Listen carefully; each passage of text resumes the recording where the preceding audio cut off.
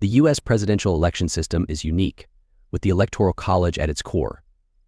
While you've probably heard of it, do you know how it works, why it was created, or why it's so controversial? In this video, we'll explore the Electoral College, its origins, how it operates today, and whether it's still relevant. What is the Electoral College? The Electoral College is not a physical place, it's a process established by the U.S. Constitution. Instead of directly voting for the president, American citizens vote for electors who then cast votes for the candidate.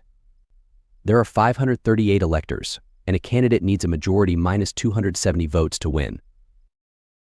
Each state's number of electors equals its number of representatives in Congress.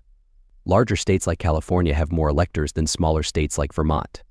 Most states use a winner-takes-all system, meaning the candidate with the most votes in the state wins all of its electoral votes. Exceptions include Maine and Nebraska, which allocate their electors proportionally. In December, after Election Day, electors meet in their states to cast their official votes, which are then counted by Congress in January. Why was the Electoral College created? The founders established the Electoral College in 1787 to balance power between large and small states. They also wanted to create a system that prevented direct presidential election by popular vote, fearing that would give too much power to densely populated regions and large states. The lack of nationwide communication and transportation back then made it hard to have an informed national electorate, so electors were seen as a layer of oversight to make sure qualified candidates were chosen. Pros of the Electoral College. Supporters argue that the Electoral College ensures smaller states have a voice, and that presidential candidates must appeal to voters across the country, not just in big cities. It also often leads to more decisive results, as the winner-take-all system typically gives one candidate a clear victory, even if the popular vote is close. Cons of the Electoral College.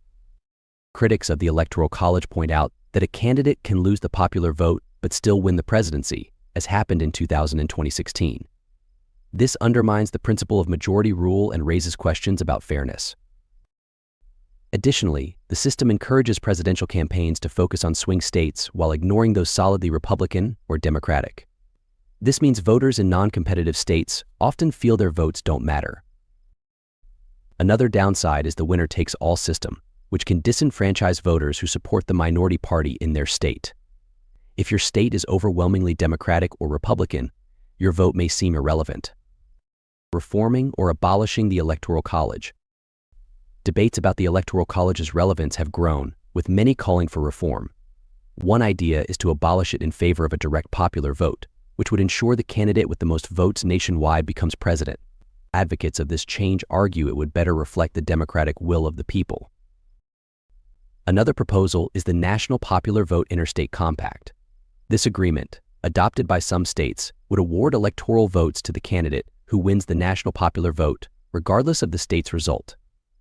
However, the compact only takes effect if enough states join to total 270 electoral votes.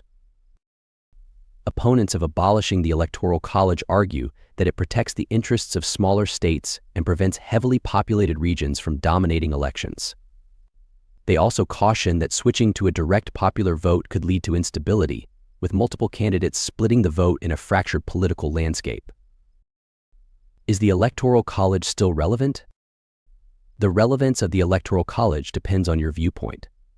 Supporters see it as a safeguard that ensures fairness across all states, while critics believe it distorts democracy by not reflecting the popular vote. Regardless of your stance, the Electoral College remains a crucial part of the U.S. election system and will continue to shape how presidents are chosen. The debate over its future is far from over.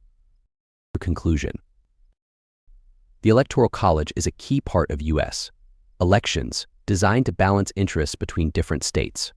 While it was effective in the 18th century, many now question whether it fits today's democratic ideals. Should the U.S. continue with this system or move toward a popular vote? Share your thoughts in the comments below. Don't forget to like, subscribe, and hit the notification bell for more political deep dives.